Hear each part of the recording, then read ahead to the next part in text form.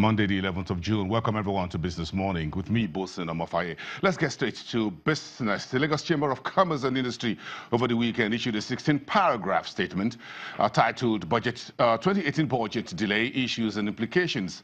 The LCCI chronicled the journey of the 9.12 trillion naira budget, the delay at the legislature based on, quote, faulty estimates, then lack of details, and the performance of the budget 2017 not fully known. Those were some of the problems that the budget 2018 had gone through over the last couple of months, in particular since it was delivered to the legislature in the first week of November by President Muhammadu Buhari. 8 months down the line, the budget is yet to come on stream. So the chamber concluded in a statement, and this is what it says. The statement says the late passage of the budget is therefore a threat to achieving the ERGP targets and to Nigeria's goal of becoming one of the top economies by the year 2020. Meantime, the Nigeria's sovereign wealth manager, the NSIA, reports a slump in profit. The wealth fund manager was hit by weak premium income last year on the back of exchange rate variations and higher management expenses. The agency reports a profit decline of 42.41% to 956 million naira against 1.66 billion naira reported the year earlier. But NSIA says its total assets increased nearly 30%. Now, the NSIA is focusing more on domestic investments in agric, healthcare, and infrastructure. And it's going to be a very busy week globally. If you're watching what's going on locally, you need to keep one permanent eye on these few issues. The central bankers around the world, and if you're in the market, you should be watching very keenly, the US FOMC. It has a Federal Open Market Committee. The meeting starts tomorrow, June 12th, and there will be a final communique on the 13th, which will be read. Of course, the Fed chief and the other members will be focusing on very likely rate hike and other soundbites from the Fed chairman and other members of the FOMC. The meeting at the weekend by the G7 provided no respite for the trade part rhetoric among world leaders. The communique issued at the end of that meeting has now been torn apart by President Donald Trump, who left the meeting earlier to head to Singapore, where he's holding another meeting with the North Korean leader, Kim Jong-un. Now, the North America's largest economies, Canada and the US, are now at each other's throats, throwing their existing trade relations into the fire. Meantime, the key question being asked around the world is whether President Trump and Kim Jong-un's historic June 12th meeting will move the world markets this week. As we speak this morning, the world stock markets are moving in the green, but oil prices are declining. And we're looking at the rest of the market day here and around the world. Emerging markets and frontier markets will have a share of what happens between these two world leaders tomorrow, the 12th of June. Today is the World Agric Day 2018. The idea is to celebrate, quote, mankind's most important activity, and that is agriculture. We're expecting rallies and speeches and events to be held across countries and organizations around the world. And the Nigerian Stock Exchange has been part of that, hosting the Nigeria Stockbrokers Agribusiness Group. That event will kick off at about 11 o'clock this morning with the Stock Exchange Chief Executive Oscar Oyema making a major remarks. And of course, we'll have other delegates in the world of agri-finance, agri-technology, the IITA, that's the Institute of Tropical Agriculture, and the new Lagos Commodity Exchange, speaking on a panel at about lunchtime here in Lagos. So joining us this morning to bring us up to speed on this, in particular the importance of innovation and technology in agriculture, is Bolaji Akinboro, who is a co-founder of Cellulant Corporation and CEO of Cellulant Nigeria. Is going to be on the panel later this afternoon, but is granting us this early morning interview to give us a sneak preview of what technology is bringing to the table as far as agriculture is concerned. Nigeria is one of the world's least countries where technology is a game changer when we talk about agriculture. So we're still going through the rudiments of farming, as it were, hundreds and thousands of years ago. Bolaji, good morning. It's good to have you. Good morning. Thank you. Hope you had a great weekend. Yes, I did.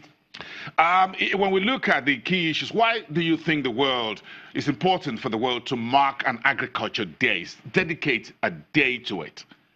For the simple reason that the world is full of people and people have to eat. And basically, when we say we are celebrating World Agric Day, we are celebrating all the efforts that brings food to the table. And you know, no matter what you do, every morning you've got to eat breakfast. So today is a very special day for us to say, thank you, agriculture, for putting meals on the table. Even for those who skip breakfast, they got to have lunch. They've got to have lunch. And if you skip lunch, you got to have dinner. You got to have dinner. So either ways. But agriculture is also beyond food. We have technology, you have science, you have healthcare. It looks like agriculture is everything about our life and living. Definitely. I mean, for the audience that are watching us from home, I mean, a big idea we want people to take home is that agriculture is a business, and that business covers all these things. Let's take Nigeria, for example, our country. Agriculture in Nigeria alone, it's close to a $50 billion industry. So you think about it, how many people that industry can employ, how many jobs it can create, and how much wealth we can tap into it. And when you look at Nigeria, Nigeria is actually one of the few countries in the world that has got so many square miles of arable land. In fact, we have 84 million hectares of arable land. And today we are using less than 20 million. So you see the scope for Nigeria to actually, in a way, fill the world. If we get things right, is there. The footprint is huge. It's huge, yes.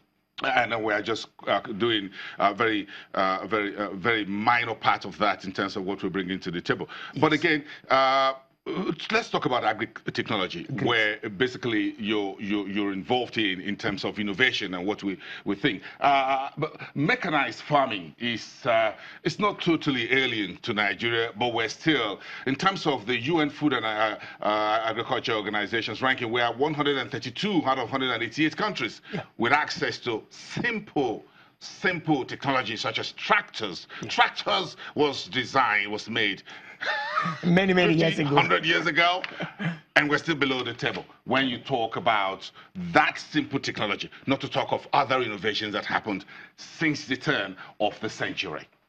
So I'll tell you the problem and I'll tell you the solution, because we're here to celebrate agriculture. Nigeria is one of the few large countries in the world that does not have a complete record of which citizens are. And if you don't know who your people are, how do you deliver technology to them? And this is the area where the Nigerian government has been trying over the past 4 years to build what I call the most comprehensive records of farmers in the country. So in Nigeria, we project that there are 25 million to 26 million households. You know, a household is more than one person that are involved in agriculture. So that means we are projecting that close to 80 million people are involved. Inside the database today, we have 7 million households. So we're about slightly close to a quarter of the way there, but 17 million unique individuals, 3,000 agribusinesses involved, agro-dealers, primary site of takers.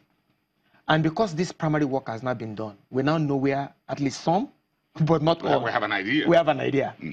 And because of it now, it has allowed us now to do something interesting in Nigeria with technology and agriculture that nobody has done anywhere in the world. And I'm sure you've heard of blockchain technology, Bitcoin.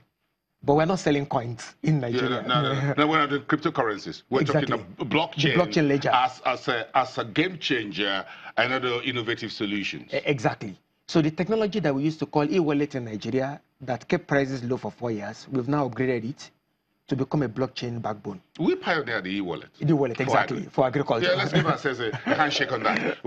We pioneered e-wallet in Nigeria a few years ago. Exactly. Today, some countries around the world are copying this innovation from Nigeria. Exactly. Liberia copied it. We implemented in Liberia 320,000 farmers. Afghanistan, of all places, we're about to commence a large program there using this technology that came out of Nigeria, 1 million farmers. Like some things that many people don't know. You know, they think about drugs, but they don't understand that the problem of opium is actually a problem of food, wheat. Yes, in Afghanistan. Exactly. Yeah, because it's so folks just do opium because it's good for export. Wheat. They just get you can't get wheat. And if you need wheat to make bread. Exactly. And if you cannot make bread, you need money. So what do? You grow something else to get money to grow wheat. So also opium became the mainstay of the farmers in a way, Afghanistan. and because of security issues too. Yes, but again, agriculture in Nigeria, when we talk about innovation, yes. Let's talk to folks like you who are neck deep in technology. Yes. So typically this is what is happening in agriculture with regard to technology. So let's start with the production bit. So right now, the government of Nigeria, the entire agriculture sector, private sector people, from Dangote to Olam to flour mills Nigeria, so they are getting into the hands of farmers high quality seeds now that gives farmer more yield. If farmers get more yield, they can get more income. At the same time, they're innovating in Nigeria's rural areas by bringing primary processing technology. For example, the rice that comes out of the farm is not the rice that we eat in town. But you see, you need to dry the rice properly. So they're innovating in getting to the hands of farmers primary processing technology for cassava, for rice, for everything that you can think about. And then most recently, they began to do access to markets technology, this same thing that we call e-wallet, which was used to get inputs to farmers. Because now it's a blockchain ledger, we're now using it to make markets work for agriculture. So these big companies now, what they do is that they are solving a big problem for Nigerian farmers with technology now. They place orders on the system, and then farmers as far as Gumi local government in Zamfara, in Sokoto, now knows that there's somebody that wants to buy rice. And now they can sell rice, they can get access to market consistently. So even though we've got our challenges, but I can tell you that life is going to be better for the Nigerian farmer and the Nigerian people over the next 18 months, thereabout, much, much better. How much do you think we've achieved in agriculture? And we're going to continue this conversation, but just give us 1 minute. How much do you think we've done so much aside e-wallet? What else do you think we are doing right? Oh, a lot we are doing right. One of the things we are doing right is new mechanization initiatives that are coming. Remember that part of the reason tractors are difficult to get to their hands of farmers is cost. And what the government of Nigeria, other stakeholders are now doing now is to subsidize that process. Basically, and you intervene at different points in the market. You intervene at the procurement layer so that farmers don't need to bring 50 million to buy a tractor. So all across the country now, there are close to like 150. I believe by now, they call them agriculture equipment hiring centers. Each center is run by private entrepreneurs like you and I. And then there are like 5 to 10 tractors there. And then farmers in the neighborhood can come and hire tractors. And that does something. It makes it easy to prepare the land. And then at the same time, some of them also have bulldozers. Because remember, like Western Nigeria, Eastern Nigeria, it's rainforest. So you can do land clearing much easy. So instead of taking a cutlass, yes. you can now use it. Because you have heavy forestation. Heavy forestation. Unlike the northern part of the country. Exactly. So a lot is happening on mechanization right now. The other area that a lot is happening is in processing bit, because let's take the horticulture value chain, fruits. Lots of mangoes, lots of oranges are wasting. And you see big companies importing juice concentrate into Nigeria. So lots of work is going on to solve that problem. So primary processing to convert juice into concentrate is going on. And you see interesting companies like Fruman, Chi, and Co now, who are doing a lot of work with patronizing local concentrates. So you see that industry developing. So those are areas, revving up a little bit. Revving up a little bit. Let's come back after the break. We have a bit more to consider in terms of a role of indigenous entrepreneurs like yourself and the rest of your team. And again, what you'll be telling the audience today at that very important panel put together by the Nigerian Stock Exchange for the Stockbrokers Agri Business Event. Let's get a quick break. We're still having the World Agric Day conversation with Bolaji Akinboro of Celeland.